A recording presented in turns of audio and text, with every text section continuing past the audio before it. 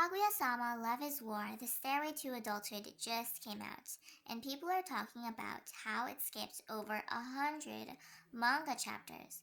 For anime only fans, the only way to get closure for your confusion is either pick up the manga and read, or you can just watch this video. And of course, there will be spoilers, so be warned. 1. What happened to Miko's arm? So the special kicks off with a funny skit, but do you notice how Miko has a broken arm?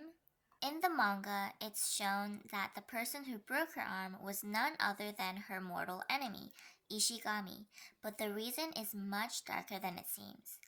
It all started at Tsubame Senpai's party, which both Ishigami and Miko were invited to during the winter break, as shown in the movie. Everyone was having a good time, I think, and it ended up with everyone going home, leaving Ishigami, Miko, and Tsubame Senpai alone. While Tsubame Senpai actually ended up making a move on Ishigami, which made him confess his feelings properly, but he was flat out rejected. She then went on to claim that the only reason she wanted to sleep with him was to thank him for liking her, which was too confusing for Ishigami's pure soul. Yep, he turned her down and ran away. But soon after, he started regretting his decision, because maybe he hurt her by rejecting her, since he ran away while only considering his own feelings and not hers. I won't go into detail because this is kind of a serious topic for a rom-com manga, but basically he falls down the stairs and Miko catches him. He lands on her arm, which explains why Miko's arm is broken in this scene. 2. Papa Shirogane's stream Easter egg. A small detail that anime-only fans might have overlooked is when Papa Shirogane gets a question by a high school viewer asking about her relationship with a first year, while the one who asked that question was none other than Tsubame Senpai, asking for advice about her confusing relationship with Ishigami. 3. Kaguya visits Miyuki's old house. We know that Kaguya ended up visiting Miyuki's new place, but did you know that she also visited his childhood home in the manga?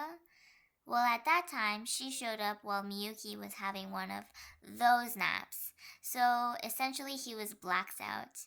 So Kei was the one who had to step up and keep everything under control since she so desperately wants Kaguya as her sister-in-law.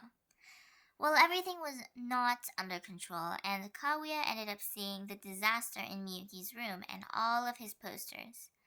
His poster wall actually started with one dedicated to Shinomiya, which was the reason he became so hard on his academics.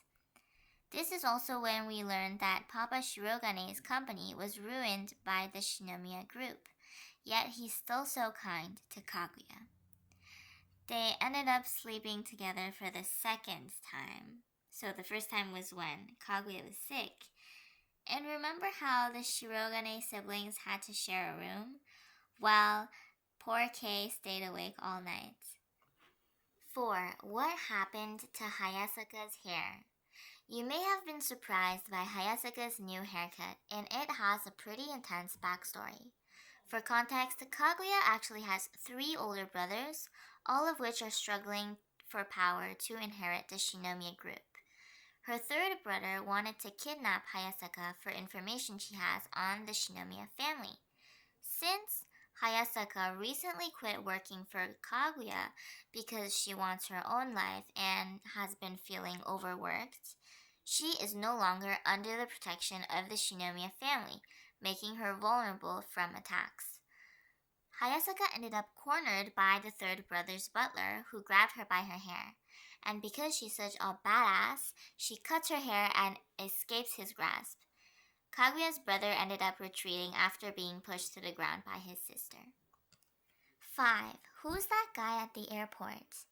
Anime-only fans will definitely have noticed the presence of this new character. Maybe you thought you were hallucinating or that you missed an episode, but you're actually not crazy, and he is a new character and has relevance to the plot. His name is Mikado Shijo and is Maki's twin brother. He was introduced during Miyuki's final semester in Japan. We learn that the two of them are academic rivals. Not only that, but Mikado also has a crush on Kaguya, whom he calls Princess.